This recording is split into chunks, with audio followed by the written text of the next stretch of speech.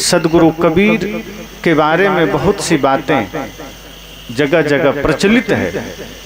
कुछ लोग कहते हैं सदगुरु कबीर नास्तिक थे, कुछ लोग कहते हैं वो निराकार ब्रह्म को मानते थे, कुछ लोग कहते हैं जैसे एक बार कुछ हिंदू भाई जो अपने लोग हैं मिले, उन्होंने कहा कि आप सदगुरु कबीर को मानते हैं, आप कबीरपंथी हैं, लेकिन आपको पता है कि कबीर तो हिंदू विरोधी है, कबीर तो सनातन विरोधी।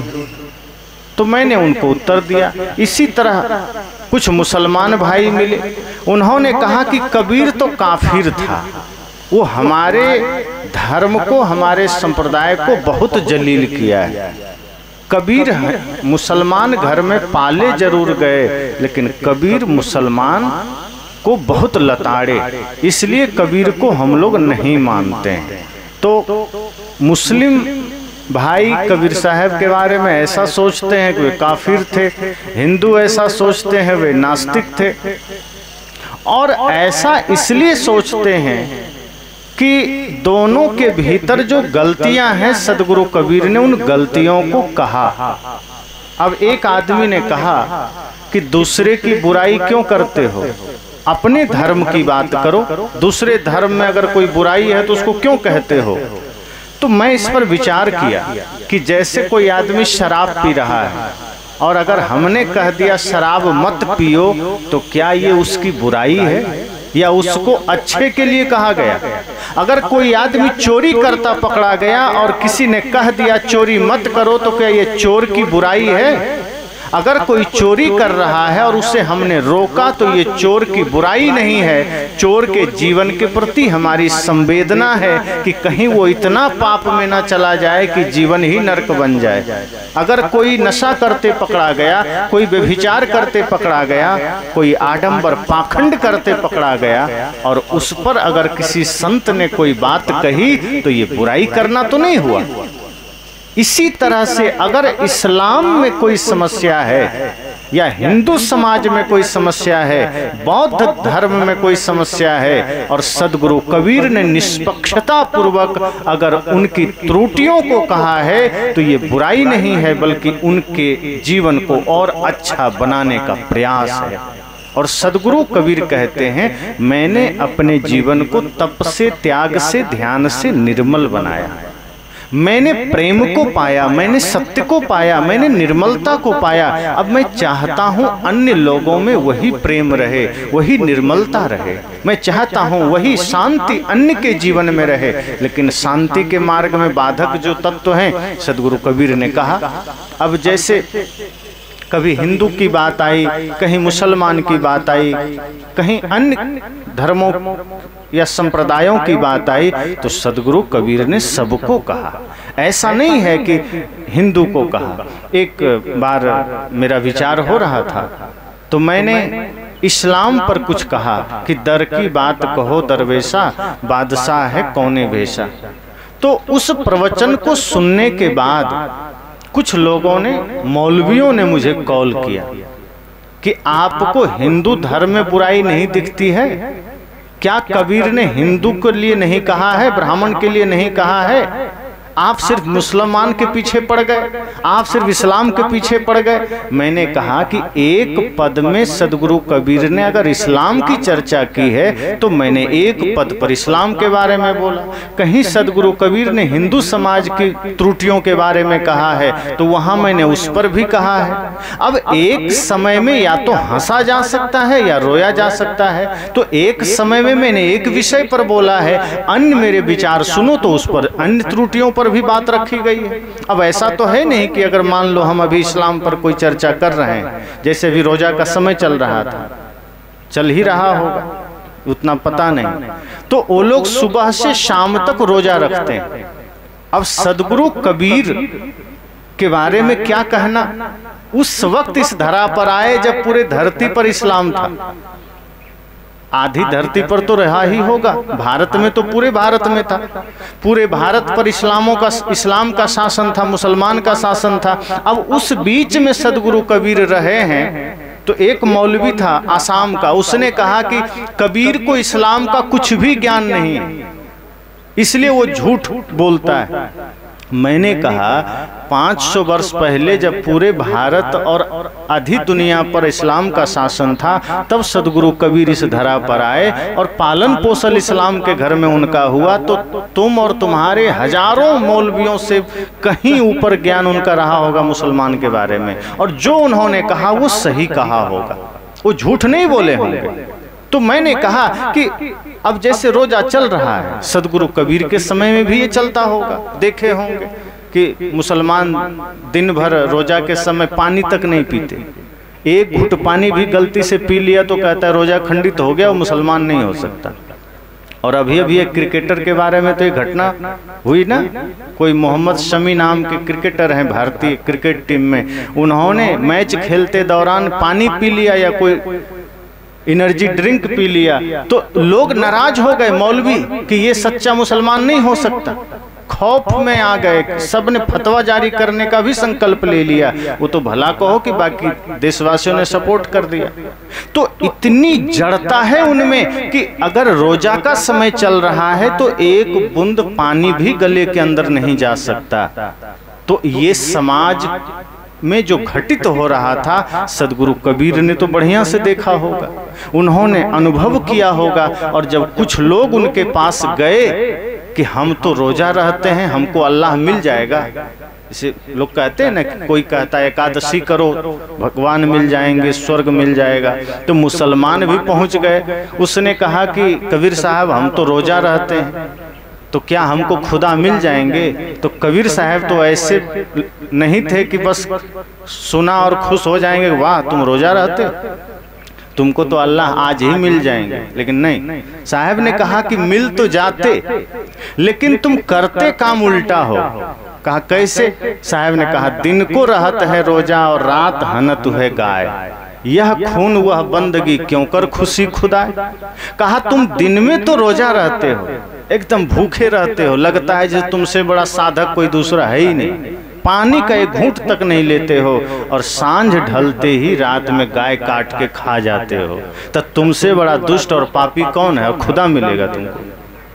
तुम तो दूसरे जीवों की खुशियों को छीन रहे हो, और जो किसी की खुशियों को छीने उसे खुश होने का कोई अधिकार नहीं। जो दूसरे की प्रसन्नता को छीन ले, जो दूसरे के जीवन को छीन ले, जो दूसरे के संपूर्ण आनंद का हरण कर ले, उसे खुश होने का अधिकार नहीं। तो साहब ने स्पष्ट कहा, भय थोड़े हुआ।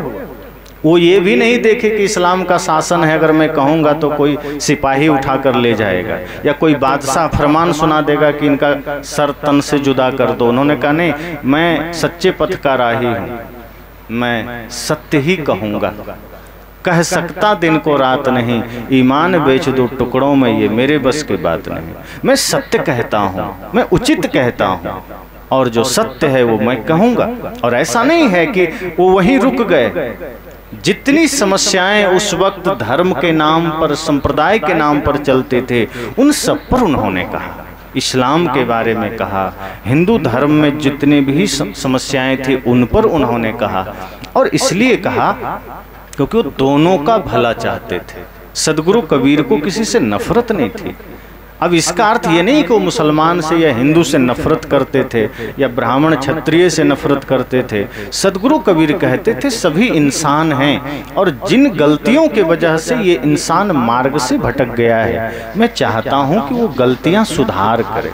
मैं चाहता हूँ उसके जीवन में सत्य स्थापित हो। वो इंसान इंसान के बीच की दीवार गिराना चाहते थे। सदगुरु कबीर ये कोशिश में थे कि जो इंसानियत के बीच की दीवारें हैं, जिसके वजह से इंसान इंसान का दुश्मन बन गया, वो दीवारें गिर जाए। इसलिए उन्होंने उन मौलवियों से कहा कि तुम दिन में रोजा रहते हो, रात में गाय मारते हो, कैसे खुदा खुश होगा?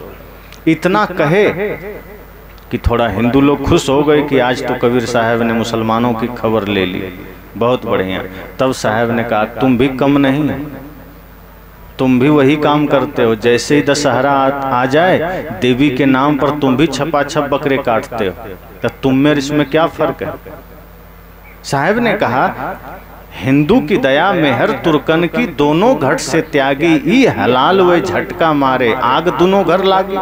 साहब ने कहा तुम कम हो क्या, तुम्हारे हृदय से भी दया निकल गई है, तुम्हारे हृदय से भी करुणा निकल गई है, तुम अपने नाम का हिंदू रह गया। हिंदू मतलब जो हिंसा से दूर है, जो छल कपट से दूर है, जो पाप से दूर है, वो हिंदू है। अब जो हिंसा कर रहा है, मान लो कर्म तुम रावण का कर रहे हो और कहते हो हम हिंदू हैं, मांस खा रहे हो, मदिरा पी रहे हो, माता पिता गुरु का अनादर कर रहे हो, भाई के साथ छल कर रहे हो, और साथ साथ पत्नी का अपमान कर रहे हो, मित्र के साथ छल कर रहे हो, अपने देश के साथ गद्दारी कर रहे हो, तुम कहते हो मैं हिंदू हूं। सदगुरु कबीर ने कहा नहीं, तुम भी उसी नाव पर सवार हो, तुम भी वही गलती दोहरा रहे हो। इसलिए जिस दिन तुम्हारे हृदय में दया आ जाएगी, जिस दिन तुम्हारे हृदय में प्रेम आ जाएगा, तुम माता पिता गुरु का सम्मान करोगे, राष्ट्र का सम्मान करोगे। तुम जिस दिन भाई से निश्चल प्रेम करोगे, छल वाला प्रेम नहीं चाहिए, ऐसा नहीं कि लोभ में प्रेम करने लगो। आजकल प्रेम भी लोभ में होता है, कुछ चाहिए तो हम प्रेम कर लेते हैं, और जब पता चल जाए कि इससे हमें कुछ मिलने वाला नहीं है तो ऐसे फेंक कर आदमी भागता है जैसे दूध में पड़ी हुई मक्खी को निकाल के फेंक देता है। तो ये प्रेम थोड़े हुआ, ये या तो लालच हुआ, या मोह हुआ, या आकर्षण, और जैसे ही लगा स्वार्थ अब पूरा नहीं होगा, या जिस हेतु से हमने प्रेम किया था वो पूरा नहीं होगा, वो प्रेम वहीं खंडित हो जाता है। साहब ने कहा तुम तो दिखावा में हो, तुम्हारे हृदय में दया कहाँ है, तुम्हारे हृदय में निश्चल प्रेम कहाँ है। जिसके हृदय में निश्चल प्रेम होगा उसका प्रेम सामने वाले के प्रेम की प्रतीक्षा नहीं करेगा, उस सामने वाले से कुछ चाहेगा नहीं। उसका प्रेम क्या कैसा रहेगा कि बस मेरा मुझ में कुछ नहीं, जो कुछ है सो तोर, तेरा तुझको सौंपता क्या लागत है मोर। जब हमें किसी से प्रेम है, मनुष्यता से प्रेम है, माता पिता गुरु से प्रेम है, पति को पत्नी से, पत्नी को पति से, माँ को बेटे से, बेटे को माँ से, मित्र को मित्र से, यूं कहें समस्त सृष्टि से, तो यही भाव रहेगा कि मुझे तुमसे कुछ नहीं चाहिए, बस तुम्हारा होना ही मेरे लिए पर्याप्त है। मेरे से जो बन पड़े तुम ले लो, मेरी सेवा, मेरा सामर्थ्य सब तुम्हारा है, मेरा धन सब तुम्हारा है, तन मन धन सब अर्पित, लेकिन मुझे बदले में कुछ चाहिए नहीं। जब ये निश्चल प्रेम आता है तब साहब कहते हैं तुम्हारे भीतर धर्म जागृत होता है। अभी तो धर्म बाहर से है, कोई तिलक लगा लिया, कोई चोटी रख लिया, किसी ने मुसलमान ने चोटी हटा दिया, बिल्कुल उल्टा। अब हिंदू ने मूछ रखा, मुसलमान ने उतना ही मूछ मुड़ा दिया कि नहीं हम तुमसे विपरीत चलेंगे। हिंदू ने दाढ़ी बढ़ाए, मूछ बढ़ाए, बाल बढ़ाए, मुसलमान ने क्या किया, कई जगह आप देखेंगे वो बाल पूरा मुड़ा लेता है, मूछ मुड़ा लेता है, दाढ़ी बढ़ाए रहता है। तो कबीर साहब ने तो कहा दाढ़िया बढ़ाए जो कि हो गए ले बकरा, अब दाढ़ी बढ़ाओ तो बकरे की तरह दिखोगे। तो बाहरी वेश से कोई थोड़े धर्मात्मा बन गया कि आदमी बन गया। साहब कहते हैं बाहर से तो तुम एक दूसरे के उल्टा चल रहे हो। अब तुम पूरब में पुकारते हो, पूरब दिशा हरि को बासा, तो मुसलमान सोचता है कि नहीं ये तो पूरब में पहले खड़ा हो गया हिंदू, अब हम किधर जाएं, तो पश्चिम अल्लाह मुकामा, तुम पश्चिम मुंह कर लिए, उधर अल्लाह मुकामा, अल्लाह का मुकाम है। दिल में खोज दिल ही में खोजो, यही करीमा रामा। साहब कहते दिल में तुमने खोजा नहीं, विपरीत चलना है। हम लोग बाएं से दाएं लिखते हैं, तो मुसलमान ने कहा कि भाई हिंदू बाएं से दाएं लिखता है तो हम दाएं से बाएं लिखेंगे, हम इसके अनुसार चलेंगे ही नहीं, हम बिल्कुल उल्टा करेंगे। तो कई जगह तो समस्या हो जाएगी, हर जगह उल्टा कर भी नहीं सकता, लेकिन फिर भी सदगुरु कबीर ने कहा कि तुम अपने जीवन में धर्म को धारण नहीं करते हो, बाहर के प्रतीकों को धारण कर लेते हो। कोई सोचता है मैं तिलक लगा के हिंदू हो गया, कोई सोचता है मैं मूछ कटा के मुसलमान हो गया। साहब कहते ये बाहरी चिन्ह है, इससे तुम हिंदू नहीं बन जाते, इससे तुम मुसलमान नहीं बन जाते। वस्तुतः जिस दिन तुमने हृदय में दया को धारण किया, प्रेम को धारण किया, सत्य को धारण किया, अहिंसा को धारण किया, अहिंसा अत्यंत आवश्यक है। अहिंसा को परम धर्म कहा गया। सत्य भी धर्म है, प्रेम भी धर्म है, करुणा भी धर्म है, दया भी धर्म है, लेकिन अहिंसा परम धर्म है। सदगुरु कबीर ने दया को भी धर्म कहा, जहां दया तहां धर्म है। और तुलसीदास जी ने सत्य को धर्म कहा कि धर्म न दूसर सत्य समाना, कि सत्य के समान कोई दूसरा धर्म नहीं। लेकिन जब अहिंसा का नंबर आया कि अब अहिंसा को क्या कहा जाए, क्योंकि सत्य को पहले ही धर्म कह दिया है, तब तुलसीदास जी व्याकरणी थे, व्याकरण जानते थे। उन्होंने अहिंसा को फिर एक शब्द दिया, परम धर्म श्रुति विदित अहिंसा, कि अहिंसा सभी धर्मों में श्रेष्ठ धर्म है, परम धर्म है। यही बात सदगुरु कबीर कहते हैं कि तुम हिंदू बन गए, मुसलमान बन गए, मौलवी बन गए, पंडित बन गए, लेकिन दया तो त्याग कर दिया तुमने। हिंदू की दया मेहर तुर्कन की दोनों घट से त्यागी। साहब ने कहा कि मौलवियों सुन लो, तुमने भी दया का त्याग, मेहर का त्याग कर दिया। मेहर मतलब भी दया है, और हिंदू समाज ने भी दया का त्याग कर दिया। अब दया का त्याग करने का अर्थ ये नहीं कि आदमी सिर्फ मांसाहारी है। अब जैसे कोई मांस खाता है तो स्वाभाविक है दया त्याग करके ही खाएगा, प्रेम बस तो किसी की हत्या नहीं करेगा। अब कोई कह सकता है कि नहीं नहीं मैं तो बड़े प्रेम से मुर्गी मारता हूँ, ये संभव है क्या? कोई कहे मैं बड़े प्रेम से बकरी काटता हूँ, प्रेम आ गया तो तुम काटोगे कैसे बकरी को? और बकरी काटना प्रेम से नहीं होता, बकरी काटना, मुर्गी काटना, मछली मारना, इसमें प्रेम कैसे करोगे तुम? और प्रेम है तो काटोगे कैसे? हिंसा और प्रेम एक साथ तो नहीं हो सकता। तो हम हिंसा कर रहे हैं और प्रेम का त्याग हमने कर दिया। सदगुरु कबीर कहते हैं कि तुम ये सोचते हो कि हमने तिलक लगा लिया या चोटी कटा लिया तो हम धार्मिक हो गए, लेकिन वस्तुतः तुमने प्रेम का त्याग कर दिया, तुमने हृदय से सत्य का त्याग कर दिया, तुमने करुणा का त्याग कर दिया, और अब तुम जीव की हत्या कर रहे हो, माता पिता का अनादर कर रहे हो। अब माताएं रोती है आज के बच्चों के करतूतों पर। कई जगह जाना होता है, युवा बच्चे हैं, माता पिता की बात नहीं मानते, वो निकल जाते हैं आवारागर्दी करने, और माँ रो रही है कि मेरे बेटे तो बिगड़ गए। अब वो बच्चे भी कहीं ना कहीं शामिल होकर के कोई इस्लाम जिंदाबाद कर रहा है, कोई हिंदू जिंदाबाद कर रहा है। अब वो माँ की बात नहीं मान रहा है, वो राम को आदर्श मान रहा है कि राम जी मेरे आदर्श हैं, लेकिन राम जी के बारे में जान नहीं रहा है कि जिस राम को वो अपना आदर्श मानता है वो राम माता जी की आज्ञा पालन करते थे, और अपनी माता नहीं, सौतेली माँ का भी आज्ञा पालन करते थे। कितना भी कष्ट मिला उनको माता कैकेयी से, लेकिन जब वनवास से लौट कर आए तो प्रथम चरण उन्होंने कैकेयी का ही छुआ। आज कितनी संतानें हैं जो इसका पालन करते हैं, बस कहते हैं हम हिंदू हैं। तो सदगुरु कबीर ने बड़ी बारीकी से समझाया कि तुम अपने को हिंदू कहते हो, तुम्हारे अंदर दया नहीं, तुम माँ को दुख दे रहे हो, पिता को दे रहे हो, भाई से बैर कर रहे हो, पड़ोसी से बैर कर रहे हो। अब बैर भी किन चीजों के लिए? अब पड़ोसी से बैर है किस लिए? तो किसी ने घर बनाया और पूरा जमीन छेक करके बना लिया, घेर करके जमीन तक कब्जा कर लिया। अब 1 इंच भी इधर बढ़ गया तो हम एकदम लाठी लेके खड़े हो गए, या हमने 2 इंची बढ़ा दिया तो वो लाठी लेके खड़ा हो गया। भाई भाई के जमीन के बंटवारे का झगड़ा है, घर के बंटवारे का झगड़ा है, धन के बंटवारे का झगड़ा है। अब सोचो कि हम इतनी आतुरता से विवाद कर रहे हैं, लड़ाई कर रहे हैं, जैसे सब लेके जाना है। और लेके जाना होता तो क्या करते?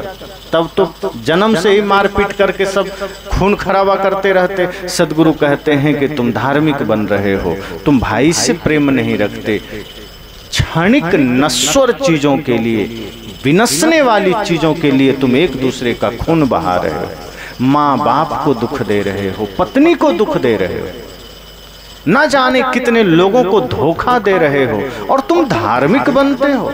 और यही इस्लाम में कितना भी समझा लो, हिंसा का त्याग नहीं कर सकते, मांस का त्याग नहीं कर सकते। वे कहते हैं कि एक खुदा के अलावा दूसरे का मुझे सुनना ही नहीं है। सदगुरु कबीर ने इसलिए खींच कर कहा कि तुम्हारी भी दया करुणा चली गई है, तुम झूठे अल्लाह अल्लाह करते हो। ये अल्लाह से तुम्हें कोई लेना देना नहीं है, तुम्हें खुदा से कोई मतलब नहीं है, तुम अपनी चलाते हो। और ये तुम्हारे तथाकथित मौलवी लोग हैं जो नया नया कानून गढ़ गढ़ के तुम लोगों को जड़ बना दिया है और तुम मनुष्यता का त्याग कर दिए हो। इसलिए दिन रात तुम हिंसा में हो, जड़ता में हो, मूर्खता में हो। इसलिए सदगुरु कबीर जैसे महान संत की वाणी को भी इस्लाम में बहुत कम स्वीकारा गया, 1% भी नहीं। करोड़ों में कोई 2-4 लोगों ने स्वीकार किया और जिसने किया उस पर भी फतवा जारी हो गया। तो लोग इस तरह से सदगुरु कबीर से सवाल किए कि आज हम रोजा हैं, खुदा मिल जाएंगे। साहब ने कहा कि तुम जब तक हिंसा छोड़ोगे नहीं, जब तक पाप का मार्ग नहीं छोड़ोगे, तुम खुदा को नहीं पा सकते। और जिस दिन तुम्हारे हृदय से हिंसा विदा हो जाएगी, जिस दिन तुम्हारे हृदय से सारे विकार विदा हो जाएंगे, तुम अनुभव करोगे कि हृदय में ही खुदा की प्रतीति हो जाएगी, भीतर ही भगवान का अनुभव हो जाएगा। और फिर यही बात हिंदुओं को कहा कि तुमने भी करुणा का त्याग कर दिया, प्रेम का त्याग कर दिया, तुमने भी न जाने कितने ज्यादा पाप में स्वयं को प्रतिष्ठित कर दिया है। तुम सत्य से दूर हो, प्रेम से दूर हो, धर्म से दूर हो। और इस तरह सदगुरु कबीर के पास बहुत से लोग आते रहे, उनसे चर्चाएं करते रहे, उनसे मिलते रहे। और वो एक ऐसा समय था, समझो कि वो अंधेरा युग था, आडंबर भयंकर था, जातिवाद भयंकर, संप्रदायवाद भी बहुत ज्यादा, और इस्लाम का तो ज्यादा प्रचार था। दिन रात जहां तहां देखो चारों ओर तलवार के दम पर धर्म का प्रचार कर रहे हैं, इस्लाम का प्रचार हो रहा है। और सदगुरु कबीर उस बीच में खड़े होकर के सत्य बात कहने का हिम्मत जुटाए। हम तो कई बार सोचते हैं कि सदगुरु कबीर के ही आसपास गोस्वामी तुलसीदास जी हुए, गुरु नानक देव जी हुए, संत रैदास जी हुए, अन्य बहुत से संत हुए, मीराबाई हुई, लेकिन सदगुरु कबीर के अलावा किन्हीं संत ने इस्लाम के बारे में कुछ बोला ही नहीं। और की तो छोड़ दो, तुलसीदास जी ने भी नहीं बोला। अब क्यों नहीं बोला हमें नहीं पता, ये तो तुलसीदास जो होते वही बताते, लेकिन नहीं बोला। जबकि राम मंदिर का मामला उस समय भी चलता होगा, उस समय उसी समय के आसपास बाबर ने मस्जिद बनाई होगी, उसी समय ये मामला आया होगा। अयोध्या में भी इस्लाम था, और लेकिन फिर भी राम जी के बारे में तो तुलसीदास जी ने लिखा, राम जी की प्रशंसा तो किया, लेकिन इस्लाम के बारे में नहीं लिखा कि मेरे राम का मंदिर ढा दिया। पर सदगुरु कबीर ने कहा नहीं, मैं नहीं छोड़ूंगा, तुम जितनी नौटंकी कर रहे हो मैं तो कहूंगा। और तब साहब ने कहा, कंकड़ पत्थर जोड़ के मस्जिद लई चुनाए, ताचढ़ी मुल्ला बांग दे, क्या बहरा हुआ खुदा है। कितना हिम्मत किया साहब ने, कहा कि तुमने कंकड़ पत्थर जोड़ के मस्जिद बना लिया और उस पर चढ़ के बकरे मुर्गे की तरह बांग दे रहे हो। जैसे मुर्गा सुबह 4 बजे बोलता है ना कुकरू कू, साहब ने कहा तुम भी मौलवियों सुबह उठते ही ये जो अल्लाह हुआ अकबर करते हो, ये समझो कि तुम बांग ही दे रहे हो, तुम्हारा खुदा बहरा हो गया। सोचो कितनी बड़ी बात है। तो जड़ता पर सदगुरु कबीर ने प्रहार किया, जहां बुराई देखी उन्होंने कहा। वो चाहते थे कि लोगों के भीतर की मनुष्यता बाहर आए, वो चाहते थे एक एक व्यक्ति में इंसानियत जागृत हो। धर्म के नाम पर, संप्रदाय के नाम पर विवाद ना हो, कुरान के नाम पर लड़ाइयाँ हुई, पुराण के नाम पर लड़ाइयाँ हुई, मंदिर के नाम पर, मस्जिद के नाम पर, कहीं मंदिर बन गया कहीं मस्जिद बन गया, अब वहाँ लड़ाइयाँ हो गई। अब कहीं मस्जिद है, बगल से कोई दुर्गा पूजा वाला जुलूस निकल गया तो पत्थर मार दिया, कहीं हनुमान जी का जुलूस निकल गया तो पत्थर मार दिया। साहब ने कहा तुमने ये भगवान का, खुदा का घर बनाया और वहाँ से हिंसा कर रहे हो। ये कौन भगवान और खुदा है जो तुम्हारी हिंसा को बर्दाश्त कर रहा है और तुम उसकी पूजा में लगे हो। तो सदगुरु कबीर लोगों के जीवन से हिंसा नहीं, हिंसा की विदाई चाहते थे। वो चाहते थे इंसान सच में इंसान बन जाए, ये पूरा धरती प्रेम का मंदिर बन सके। जो कि हमारे ऋषियों ने भी कहा था कि वसुधैव कुटुंबकम, ये पूरी पृथ्वी हमारा परिवार है। लेकिन आज धर्म के नाम पर, संप्रदाय के नाम पर, जाति के नाम पर हमारा समाज बंट गया। कोई अगड़ा, कोई पिछड़ा, कोई धनी, कोई गरीब, कोई ऊंच, कोई नीच, प्रदेशवाद, संप्रदायवाद, क्षेत्रवाद, हम सबको विभक्त कर दिया। अब मान लो हम सब भारत भूमि में रहते हैं, भारत हमारा देश है, क्या हम यह कभी सोचते हैं 24 घंटे में कि ये भारत हमारा पूरा देश, हमारा घर है और जितने भी नर नारी हैं सब हमारे भाई बंधु परिवार हैं, हमें सबसे प्रेम रखना है, हमें सबके प्रति संवेदना रखनी है, हमें एक एक जीव के प्रति प्रेम रखना है। लेकिन ऐसा कहाँ होता है?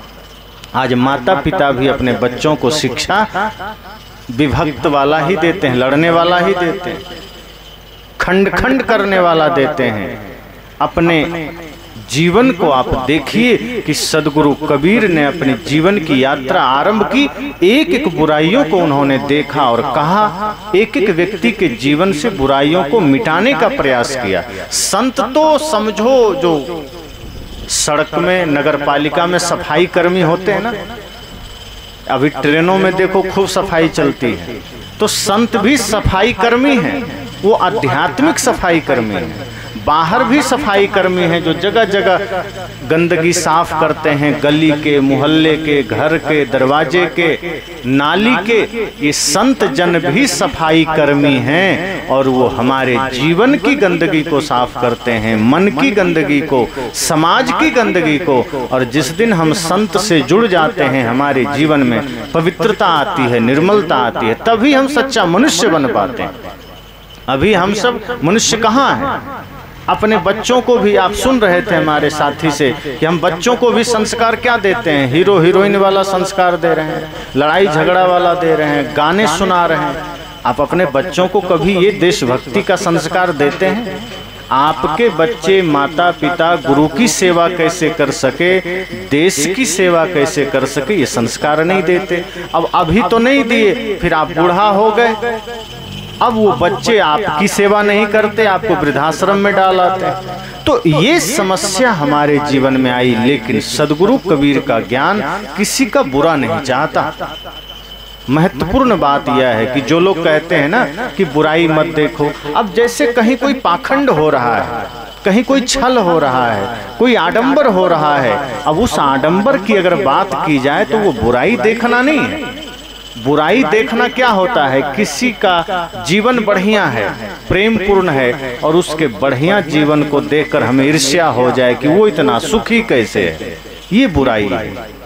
अगर किसी के अच्छे जीवन को देखकर हमारे भीतर प्रसन्नता हो कि नहीं बहुत अच्छा है, सभी सुखी रहें, सबके जीवन में खुशियां रहे, अगर दूसरे के प्रति खुशी की चाह जग गई कि दूसरे भी सुखी रहें, पड़ोसी भी सुखी रहें, तो ये क्या है? हित की भावना है, ये प्रेम की भावना है। लेकिन अगर किसी को खुशियों से हम जल उठे, किसी की प्रसन्नता से हमें दुख हुआ, ये जलना हुआ। अब कोई बुराई के मार्ग पर जा रहा है, जैसे कोई चोर है, और अगर हमने कहा कि तुम चोरी छोड़ दो, तो क्या ये बुराई नहीं ना है? ये तो उसकी अच्छाई की बात है कि चलो तुम अच्छे बन जाओ। इसी तरह से जो मनुष्य आडंबर के मार्ग पर है, जो व्यक्ति छल के मार्ग पर है, धोखे के मार्ग पर है, जो व्यक्ति भ्रम के मार्ग पर है, सदगुरु कबीर कहते हैं इस भ्रम से मैं तुम्हें मुक्त करना चाहता हूँ, इस आडंबर से मैं तुम्हें मुक्त करना चाहता हूँ। और मैं ये बताना चाहता हूँ कि आदमी जाति से बड़ा नहीं होता, आदमी कर्म से बड़ा होता है, और कर्म अर्थात सत्कर्म से बड़ा होता है। अब कर्म से बड़ा होता है का मतलब ये नहीं, ऐसे में तो सब लोग खुश हो जाएंगे, चोर और शराबी। और ऐसा हुआ, एक संत ने कहा कि जो कर्म करता है वही समझो पूजा करता है, कर्म ही पूजा है। तो चोर ने कहा फिर तो कोई चिंता नहीं। कहा मैं तो रोज चोरी करता हूँ, चोरी का कर्म करता हूँ, तो पूजा कर रहा हूँ। तब संत ने कहा नहीं, गलत अर्थ मत लगाओ, कर्म करना बस पूजा नहीं है, शुभ कर्म करना पूजा है। मन निर्मल कर लो। निर्मल मन से कोई चोरी नहीं कर सकता। मन गंदा होगा तभी चोरी करोगे। कोई गाली अगर आपके मुख से निकलती है, जान लेना कि मन गंदा है। क्रोध निकल जाए मन से, भीतर से बाहर आ जाए, समझ जाना कि मन गंदा है।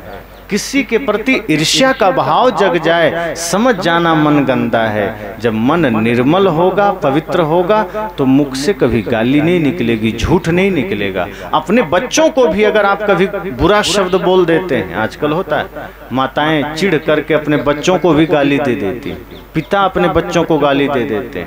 कई लोग तो गाली मुख में ही रखते। एक आदमी था, वो हर बात में गाली दे। संत ने कहा देखो गाली न दिया करो। वो जब भी आवे साला बोलता ही था सबको, क्या मुख साले को ये कर दूंगा, वो साला ऐसा ऐसा है। संत ने कहा अरे भाई मुख क्यों गंदा कर रहे हो, ये मुख तो बढ़िया गुरु का नाम लो, परमात्मा का नाम लो, कभी किसी को गाली मत दो।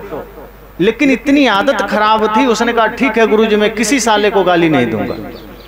कहा भैया तुम लगता है इतनी जड़ता में पड़ गए कि गाली दे के तुम कह रहे हो गाली नहीं देंगे, तो मुख क्यों खराब करना। संत गुरुजन यही तो कहते हैं कि मुख को पवित्र करना अपने। और ये कब होगा, जब मन निर्मल होगा। मन गंदा है तो मुख से गाली निकलेगी, मन गंदा है तो आंख गलत जगह जाएगी, मुख गलत खाने को चाहेगा, गलत नशा चाहेगा, मांस मदिरा चाहेगा, कान गलत शब्द सुनना चाहेगा, पैर गलत जगह लेके जाएगा। तो मन गंदा है तो सारी बुराइयां जीवन में आएगी। आप सोच लो क्या क्या गलती जीवन में है। अगर आप किसी की निंदा कर रहे हो, किसी से नफरत कर रहे हो, आप किसी से घृणा कर रहे हो, किसी की शिकायत कर रहे हो, इतना समझ लेना कि मेरा मन गंदा है। जिस दिन मन निर्मल होगा, आपके मुख से, आपके विचारों से, आपके आचरण से कोई बुराई नहीं होगी। सदगुरु कबीर यही चाहते हैं। सदगुरु कबीर समझना सफाई कर्मी, संतजन सफाई कर्मी है। वो नहीं देखना चाहते आपके जीवन में बुराई, और नहीं देखना चाहते किसी को भ्रम के मार्ग पर। संतजन किसी को भी आडंबर के मार्ग पर नहीं देखना चाहते। तो सदगुरु कबीर किसी से घृणा नहीं करते थे, वो किसी से नफरत नहीं करते थे, निश्चल प्रेम करते थे। और जब प्रेम होता है तब व्यक्ति चाहता है इसका जीवन भी निर्मल बने। तो सदगुरु कबीर चाहे हिंदू हो, मुसलमान हो, बौद्ध हो, जैन हो, ईसाई हो, समस्त सृष्टि के लिए एक ही बात कहते हैं कि तुम आदमी बन जाओ। वो नहीं किसी से कहे कि तुम मेरे पास आओ मैं तुम्हें मुक्ति दे दूंगा। सदगुरु कबीर कहते थे बस मैं जो मार्ग बता रहा हूं इस पर चलकर देखो, तुम खुद मुक्ति पालोगे, तुम खुद भगवत्ता को पालोगे, तुम खुद गुरुत्व को पालोगे, अपने भीतर आनंद को उपलब्ध होगे। इसलिए सत्संग हमारे मन को, वचन को निर्मल करता है, और निर्मल करके जाना है, निर्मल करना है। ये प्रतीक्षा में नहीं रहिएगा कि हाँ सत्संग आके करेगा, नहीं, सत्संग से निर्मलता आती है लेकिन वो हमें करना पड़ता है। जैसे भोजन से भूख मिटती है ना कि नहीं मिटती? भोजन से भूख मिटती है, लेकिन भोजन अगर थाली में परोस के सामने रख दें तो मिटेगी? खाना पड़ेगा, और मुख में ले लें और चबाएं नहीं तब पेट भरेगा? चबाना पड़ेगा, फिर निगलना पड़ेगा। जब निगल लेंगे तब भोजन आपकी क्षुधा को तृप्त करेगा, आपके भूख को मिटाएगा। ऐसा नहीं है कि भूख मिटेगी भोजन से तो चलो बगल में भोजन बन रहा है, सुगंधी ले लीजिए, सबका पेट भर जाएगा। सत्संग से भी मन की निर्मलता आती है, मन की बुराई मिटती है, लेकिन सत्संग को ग्रहण करना पड़ेगा। ऐसा नहीं कि बैठे और चले गए। तो ये तो ऐसा ही है कि प्यास लगी, पानी, अब यहाँ भी किसी को प्यास लग जाए, इधर से पानी बांटना शुरू हो, बस सबके मुख के पास ऐसे दिखाते हुए कोई निकल जाए कि लो हो गया काम, तो किसका किसका प्यास बुझेगा? किसी को नहीं बुझेगा। बल्कि आदमी सोचेगा अरे भाई नहीं पिलाना है तो दिखा क्यों रहे, और प्यास जग रही है, कम से कम थोड़ा ही दे दो। यही बात है कि ज्ञान का भी वही मामला है। अगर हम सिर्फ यहाँ लिए मस्तिष्क में और यहीं से ऊपर हटा दिए तो हृदय में नहीं उतरेगा। इसलिए ज्ञान सत्संग का अर्थ है सुनिए दोनों कानों से, और जब एकांत में बैठिए तो उस पर मनन करिए, चिंतन करिए, विचार करिए। जब आप विचार करेंगे, चिंतन करेंगे तो धीरे धीरे वो ज्ञान का संपूर्ण सार तत्व आपके हृदय में उतरेगा और मन निर्मल बनेगा, पावन बनेगा। फिर जिस मुख से आप गालियां देते थे, जिस मुख से आप बुरा बोलते थे, देखेंगे धीरे धीरे वो अपने खत्म हो गया। फिर इसी मुख से पवित्रता आ जाएगी। तो जो अपने बच्चों को बुरा कहते थे वो भी ठीक हो जाएगा, जो पड़ोसियों के प्रति बैर भाव था वो भी ठीक हो जाएगा, जो मन में कुचिंतन चलता था, बुरे विचार चलते थे वो भी ठीक हो जाएगा। आज हमारे समाज में युवा लोग, भाई बहन लोग क्या करते हैं, निगेटिव थॉट्स रखते हैं जीवन में।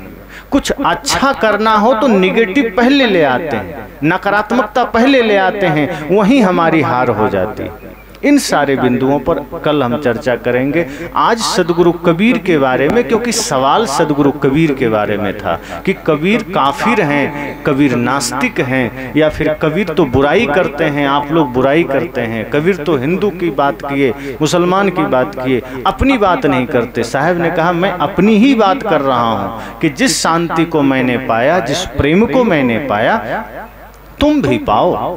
तुम्हारे जीवन में भी मैं प्रेम देखना चाहता हूँ। साहब कहते मेरा अपना कोई नहीं है, इसलिए सब अपना है, और अगर मैं किसी को दुखी देखता हूँ तो मुझे पीड़ा होती है। पर दुख द्रवहिसो संत सुजाना, जो दूसरे के दुख को देखकर द्रवित हो वो संत है। आप दुख में हैं और हमें मजा आ जाए तो हम संत नहीं हो सकते। और समाज में यही तो है, आप कष्ट में हैं, पड़ोसी भीतर भीतर खुश होता है, अच्छा हुआ बीमार हुआ, वो आपसे जल रहा है। आपका घर बढ़िया देखा, आपका स्वास्थ्य देखा, वो दुख व्यक्त करना उसको लगता है बुखार आ गया, दुख व्यक्त करता है। लेकिन जैसे ही देखा कि आपके जीवन में कोई पीड़ा है, आपके जीवन में कोई कष्ट है, वो मन ही मन खुश होता है, मंदिर जाकर लड्डू भी चढ़ा आता है कि अच्छा किया भगवान, इसको दुख दे दिया। पर संत हृदय नवनीत समाना, उनका हृदय पावन है, निर्मल है। सदगुरु कहते हैं तुम हिंदू बनो, मुसलमान बनो, इसमें मुझे कोई दिलचस्पी नहीं है, मैं तो चाहता हूं तुम इंसान बनो। क्योंकि हिंदू बन के भी तुम हिंसा कर रहे हो, मुसलमान बन के तुम कट्टरपंथी की राह पर चल करके लोगों को मार रहे हो, तुम लोगों को इस्लाम की ओर धकेल रहे हो, तलवार से तुम लोगों की गर्दन काट रहे हो। ये धर्म नहीं, ये हिंसा का मार्ग है, ये क्रूरता का मार्ग है। मैं तुम्हें प्रेम का मार्ग देता हूँ कि तुम मंदिर से निकल कर बाहर आओ, तुम मस्जिद से बाहर आओ, और लोगों के हृदय में जो मंदिर है उसमें तुम देखो कि सबके भीतर परमात्मा बैठा है कि नहीं। जेते औरत मर्द पाने सो सब रूप तुम्हारा, कबीर पोंगरा अल्लाह राम का सो गुरु पीर हमारा। साहब कहते हैं ये जितने स्त्रियां हैं, जितने पुरुष हैं, सबके हृदय में वही तो परमात्मा है। स्त्री का शरीर बस है, पुरुष का शरीर है। और शरीर क्या है, समझो कपड़ा, चेतना तो दोनों में एक ही है। शरीर भाव से कोई स्त्री है, कोई पुरुष है, ये कपड़ा ही तो है। शरीर को कृष्ण भी कपड़ा कहते हैं कि ये शरीर कपड़े से ज्यादा कुछ नहीं है। जैसे हम नया पुराना कपड़ा पहनते छोड़ते हैं, इसी तरह ये शरीर कपड़ा ही है। तो कोई स्त्री का कपड़ा पहन लिया, कोई पुरुष का कपड़ा पहन लिया, अर्थात कोई स्त्री शरीर का कपड़ा धारण किया, कोई पुरुष शरीर का कपड़ा धारण किया, पर दोनों के अंदर जीवात्मा चेतन वही है, और उसी को समझना है, उसी को जानना है। सदगुरु कहते हैं इसीलिए संप्रदाय के नाम पर, जाति के नाम पर, स्त्री पुरुष के नाम पर भेद मत करना, कुरान पुराण के नाम पर भेद मत करना, मंदिर मस्जिद के नाम पर भेद मत करना। ये बाहरी चिन्हों से तुमने जो धर्म और संप्रदाय खड़ा किए, यही मनुष्यता का सबसे बड़ा दुश्मन है। ये बाहरी चिन्ह ही तो झगड़े का कारण है। साहब कहते हैं ये बाहरी चिन्ह तो ऐसे ही है किसी को जानने समझने के लिए, वस्तुतः भीतर प्रेम धारण करो। इससे बड़ा परिचय आपका और कुछ नहीं। आपके अंदर श्रद्धा है, भक्ति है, प्रेम है, ये सबसे बड़ा परिचय है। अगर हमें राष्ट्र से प्रेम है तो ये भारतीयता का जो संपूर्ण भाव हमारे अंदर है, यही हमारा परिचय है और कोई परिचय नहीं कि कोई बंगाल से है, बिहार से है, राजस्थान से है, गुजरात से है कि छत्तीसगढ़ से है। साहब संत यही कहते हैं कि आप प्रदेशों से अपना परिचय क्यों जोड़ रहे हो, जातियों से अपना परिचय क्यों जोड़ रहे हो, संप्रदायों से अपना परिचय क्यों जोड़ रहे हो, धनी गरीब से अपना परिचय क्यों जोड़ रहे हो। आप अपने को या तो संपूर्ण मानवता से जोड़ो, अगर यह एक दायरा है कि आप एक राष्ट्र में हैं, ये भारत भूमि में हमने जन्म लिया है, तो इतना ही परिचय बताओ कि हम भारतीय हैं। और ये भारतीयता का दर्शन, जैसे कहते हैं ना कि व्यक्ति एक बार तो अपने माँ बाप के गर्भ से जन्म लेता है, लेकिन एक जन्म व्यक्ति का अपनी संस्कृति के गर्भ से भी होता है। और जिस संस्कृति के गर्भ से हम सब ने जन्म लिया है उसका नाम भारतीयता है, और उस नाते हम सब एक हैं, कोई अलग नहीं है। माँ बाप सबके अलग हो सकते हैं क्योंकि अलग अलग माँ बाप से जन्म लिए, लेकिन जिस संस्कृति के गर्भ से हम सब ने जन्म लिया है उसका नाम भारत है, और भारतीयता हमारी संस्कृति है। और जिस दिन ये सूत्र बांध लेंगे, कोई किसी का विरोध नहीं करेगा, कोई किसी से विद्रोह नहीं करेगा। विद्रोह करेगा तो सिर्फ बुराई का विद्रोह करेगा, तो सिर्फ छल का विद्रोह करेगा, तो सिर्फ राष्ट्रद्रोहियों का। सत्य का कोई विरोधी नहीं होगा, प्रेम का कोई विरोधी नहीं होगा। तो प्रथम दिन में सदगुरु कबीर के इन्हीं कुछ विचारों से कि हम आपस में न लड़ें, हम इंसान बन सकें, हम अपने भीतर प्रेम को जागृत कर सकें। ये हिंदू मुसलमान या कुरान पुराण के झगड़े, मंदिर मस्जिद के झगड़े हमें दूर करते चले जाते हैं इंसानियत से, मनुष्यता से, और फिर हम न तो सच्चे हिंदू बन पाते हैं न मुसलमान बन पाते हैं। और हालांकि न सच्चा हिंदू बनना है न सच्चा मुसलमान बनना है, इंसान बनना है। क्योंकि कभी कभी मैं सोचता हूँ, लोग कहते हैं ना सच्चा हिंदू बनो, तो ये सोचता हूँ कभी सच्चा नहीं बना तो इतना खतरनाक है, सच में सच्चा बन जाएगा तो कितना खतरनाक हो जाएगा। अभी सच्चा मुसलमान नहीं बना तो इतना खतरनाक है, वो सच्चा मुसलमान बन जाएगा तो कितना लड़ाई करेगा। इसलिए सच्चा मुसलमान और सच्चा हिंदू नहीं, सच्चा इंसान बनना है। हाँ, ये कह सकते हैं कि हमें सच्चा सनातनी बनना है, क्योंकि सनातन का अर्थ यह होता है कि जो सत्य को धारण करता है, जो प्रेम को धारण करता है, जो अहिंसा को धारण करता है। तो सनातन हम कह सकते हैं, पर हिंदू एक संप्रदाय है, समाज है। और सदगुरु कबीर ही नहीं, कृष्ण जैसे महापुरुष भी कहते हैं कि आप अपने को छोटे दायरे में मत बांधना। जहां छोटे दायरे में बांधोगे दूसरे से दुश्मनी शुरू हो जाएगी, दूसरे से बैर शुरू हो जाएगा। अपने को विराट बनाइए, अपने को विशाल बनाइए, अपने को सत्य के, प्रेम के, करुणा के और अहिंसा के परम धरातल पर खड़ा करिए, परम आकाश पर खड़ा करिए। यही हमारे जीवन के लिए परम आनंद का विषय है, शांति का विषय है। तो आप सबके भीतर परम आनंद, परम शांति की धारा बहे, यही मंगल कामना करते वाणी को विराम।